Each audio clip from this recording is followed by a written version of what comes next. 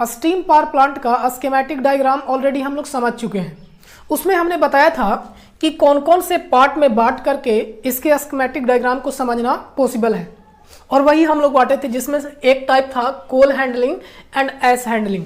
हमने उस टाइम भी बताया था कि एक एक पार्ट को हम लोग उसमें क्या क्या फंक्शन, कौन कौन से इक्विपमेंट कार्य करता है, उसको हम लोग एक एक पार्ट करके समझेंगे। तो सबसे पहला जो पार्ट था coal handling and ash handling, इसी के बारे में हम लोग आज समझेंगे। और भी थे टाइप इसके, जैसे स्टीम जनरेट होता है, फिर अल्टरनेटर, उसी प्रकार से इसका जो कंडेंसर का प्रोसेस था वो सब एक एक पार्ट में था। सबसे पहला जो पार्ट है वो coal handling and ash handling. अब कोल हैंडलिंग और एस हैंडलिंग में कौन कौन सा प्रोसेस होता है और कितने पार्ट में ये प्रोसेस होता है, ये देखिए यहाँ हमने लिखा है।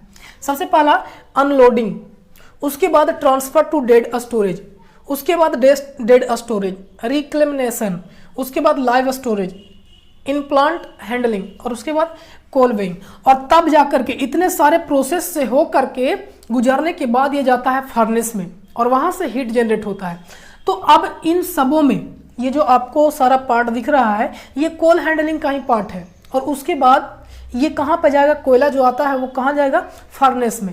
हम लोग एक एक को समझते हैं कि अनलोडिंग क्या होता है और इसके लिए कौन से इक्विपमेंट काम करते हैं, फिर ट्रांसफर टू डेड स्टोरेज क्या होता है, और उसके बाद सारा एक एक करके हम लोग समझते हैं। इसको समझने के बाद हम लोग इसका एनिमेशन वीडियो के द्वारा समझेंगे कि कहाँ पे कौन सा इक्विपमेंट कैसे वर्क कर रहा है, उसको हम लोग वीडियो के माध्यम से समझेंगे और उसको डिटेल में समझेंगे।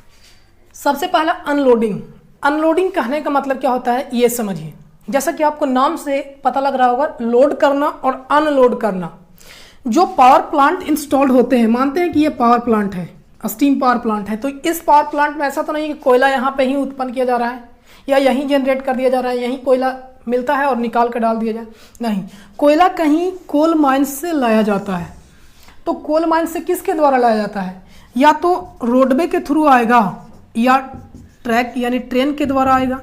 तो जनरली जो कोयल आते हैं वो ट्रेन के द्वारा लाया जाता है। तो ट्रेन के द्वारा ये पावर प्लांट बहुत ही बड़ा होता है, आपको ही पता हो, यानी ये ट्रेन के द्वारा आता है।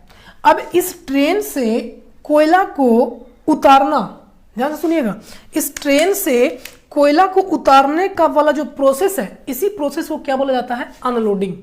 अनलोडिंग कहने का मतलब कि किसी भी वैगन से, कहने का मतलब कि जो भी यहाँ से आ रहा है, या हो सकता है कि रोडवे यानी डंपर से आए या कोई भी माध्यम से आए, उस माध्यम से इस पावर प्लांट में कोयला को उतारना, अनलोड करना ही क्या होता है, अनलोडिंग कहलाता है। अब इसके लिए जो इक्विपमेंट यूज होते हैं वो देखिए, ये 3 इक्विपमेंट हमने लिखा हुआ है। इसी के अकॉर्डिंग अब जिस चीज़ से आए, अगर ट्रेन से आएगा या ट्रक से आएगा, उसके अकॉर्डिंग ये इक्विपमेंट यूज होते हैं। डिपेंड करता है कि कौन सा मीडियम लाया जा रहा है। तो सबसे पहला कोल सेकर्स और कोल एक्सेलरेटर इक्विपमेंट का नाम है, ध्यान रखिएगा किसका नाम है, इक्विपमेंट का। रोटरी कार, डंपर और वैगन ट्रिपलर, और उसके बाद ग्रैब बकेट्स, ये सारे इक्विपमेंट के नाम है जिसके थ्रू क्या किया जाता है, कोयला को अनलोड किया जाता है।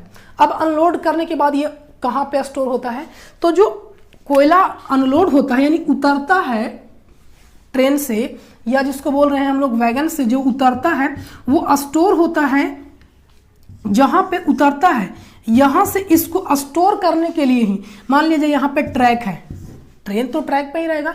अब ट्रैक से इस कोयला को पहुंचाया जाता है डेड स्टोरेज में, डेड स्टोरेज में। तो डेड स्टोरेज से यहां तक, यानी डेड स्टोरेज में जहां से उतरा कोयला यहां से ट्रांसफर किया जाता है। ऐसा नहीं है कि यही जहां पे कोयला उतरा उसी को हम लोग डेड स्टोरेज बोल दे रहे हैं, नहीं। डेड स्टोरेज कहने का मतलब होता है कि वैसा जगह जहां पे कोयला को स्टोर किया जाता है। डेड स्टोरेज में अप्रोक्स 40 दिन तक कोयला के लिए स्टोर रहता है। यानी अगर 40 दिन तक सप्लाई कोयला का बंद भी है, यानी सप्लाई आना बंद भी हो गया है कोयले का, तब भी यहाँ पे इतना स्टोरेज है कि वहाँ से 40 दिन तक ये स्टीम पावर प्लांट ऑपरेट होंगे। ये वाला पार्ट कहलाता है डेड स्टोरेज। अब यहाँ से जहाँ से अनलोडिंग हुआ है, यहाँ से आते हैं डेड स्टोरेज में लाने के लिए ही दूसरा पॉइंट हमने लिखा था। देखिए वो क्या पॉइंट है, हमने पहले ही बताया था, ट्रांसफर टू डेड स्टोरेज। तो यहाँ से यहाँ तक स्टोर, डेड स्टोरेज में पहुंचाने के लिए क्या इक्विपमेंट होते हैं, देखिए अनलोड करने के बाद अनलोडिंग जहां से होता है, ट्रेन से जहां से अनलोडिंग हुआ वहां से डेड स्टोरेज में लाने के लिए इतने सारे इक्विपमेंट का यूज होते हैं।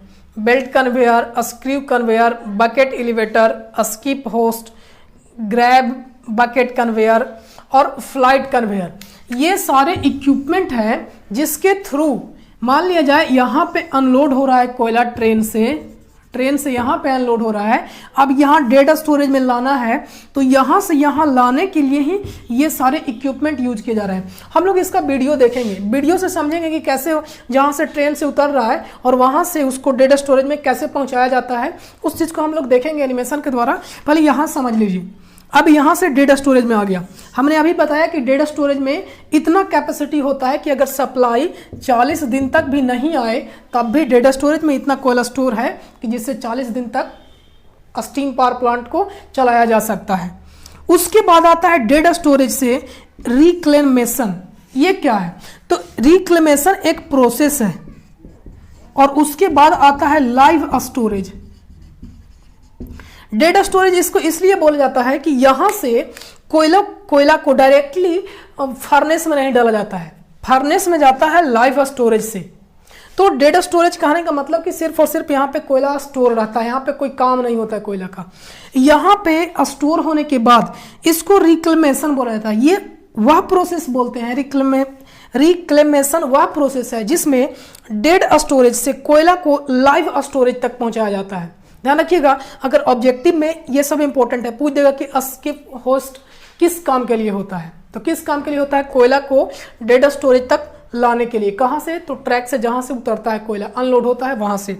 उसके बाद डेड स्टोरेज में आने के बाद अब हमको पहुँचाना है लाइव स्टोरेज में। ध्यान रखिएगा, कोयला को ट्रांसफर करना है तो जो इक्विपमेंट यहाँ पे यूज हो रहे हैं, सिमिलरली यही सारे इक्विपमेंट लाइव स्टोरेज में, यानी डेड स्टोरेज से लाइव स्टोरेज तक कोयला को लाने के लिए भी ये सारे इक्विपमेंट का यूज होते हैं। ट्रांसफर ही तो करना है, लेकिन जब यहाँ से डेड स्टोरेज से लाइव स्टोरेज तक आता है, इस प्रोसेस को बोला जाता है रिक्लेमेशन प्रोसेस। ध्यान रखिएगा, क्या प्रोसेस होता है? Reclamation process. अब कोयला का ट्रीटमेंट शुरू होता है लाइव स्टोरेज के बाद।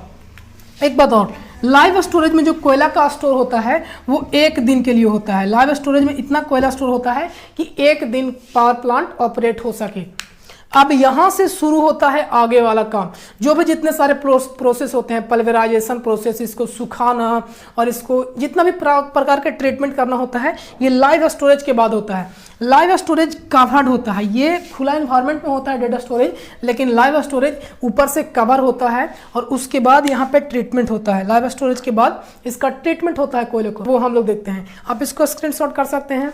लाइव स्टोरेज में आने के बाद यहाँ से कोयला को इम्प्लांट हैंडलिंग होता है, यानी लाइव स्टोरेज से ही कोयला को ट्रीटमेंट किया जाता है। इसमें कौन कौन सा प्रोसेस होता है? सबसे पहले कोयला को पल्वेराइज्ड फॉर्म में चेंज किया जाता है। ये क्या होता है? तो जो कोयला आते हैं वो छोटे छोटे फॉर्म में नहीं होते हैं, चूर्ण के पार्टिकल के जैसा नहीं होते हैं, वो पत्थर के जैसा बड़े बड़े टुकड़े में होते हैं, सॉलिड स्टेट में होते हैं। अब उसको छोटे छोटे पार्ट में चेंज करना होता है, मतलब उसको चूर्ण बनाना होता है। तो सबसे पहले चूर्ण बनाया जाता है, फिर इसको सुखाया जाता है, ड्राई किया जाता है ताकि कोयला भींगा ना रहे, जल्दी से अच्छे से उसका वो बर्न करे। फिर उसके बाद फीड कर दिया जाता है। फीड करने से पहले एक प्रोसेस आता है कोल वेइंग, यानी मेजर किया जाता है कि कितना कोयला डाला जाएगा, यानी फर्नेस में कितना कोयला जाएगा, उसको वेट किया जाता है, द्रव्यमान किया जाता है, मापा जाता है ताकि पता लगे कि कितना कोयला देना है। इसके लिए भी इक्विपमेंट लगे होते हैं, डीसी मोटर वगैरह लगे होते हैं, जो रिक्वायरमेंट के अकॉर्डिंग कोयला को जब फीड किया जा रहा है उसका इक्विपमेंट रेट बढ़ाया जा सके या कमाया जा सके। हम लोग वीडियो को थ्रू देखते हैं कि कैसे कैसे ये प्रोसेस होता है। देखिए, सबसे पहले ये ट्रेन से कोयला आया है और देखिएगा ये कोयला कैसे उतरेगा। देखिए, यहाँ से कोयला इस ट्रैक के माध्यम से नीचे, इस जो ये आपको नीचे दिख रहा है, इसके माध्यम से कोयला नीचे जाएगा और फिर यहाँ से इसको डेड स्टोरेज में भेजा जाएगा। और इसी चीज़ को भेजने के लिए जो इक्विपमेंट यूज होते हैं वो हमने बताया वहाँ पे कि कौन कौन से कन्वेयर होते हैं, बेल्ट कन्वेयर, फ्लाइट कन्वेयर। देखिए, ये जो आपको वर्कर दिख रहा है ये उस गेट को खोलने का काम कर रहा है और उसके बाद कोयला ऑटोमेटिकली यहाँ पे गिर रहे हैं और ये आगे तक जाएंगे बेल्ट कन्वेयर के थ्रू, और भी जो इक्विपमेंट हमने नेम बताया उसके थ्रू। अब देखिए कैसे कोयला यहाँ पे अनलोडिंग हो रहा है। ये जो प्रोसेस दिख रहा है आपको, ये कौन सा प्रोसेस है? Unloading process.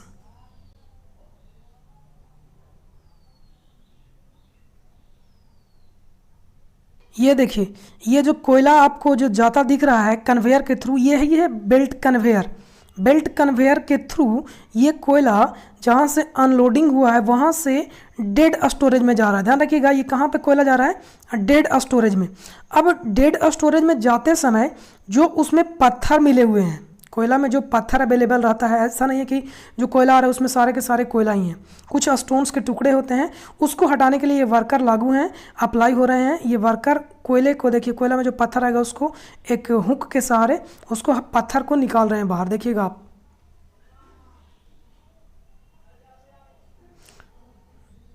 ये देखिए इस तरीके से आपको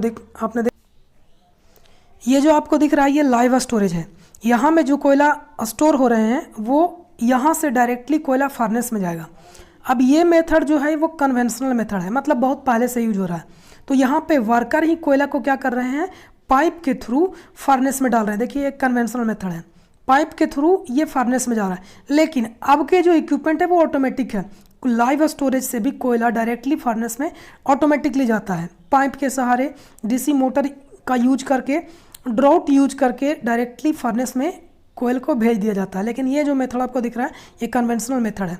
ये मोटर लगे हुए हैं, इसके थ्रू कोयला का जो मात्रा होता है कम करना है बढ़ाना है वो कंट्रोल किया जाता है डीसी मोटर लगा करके।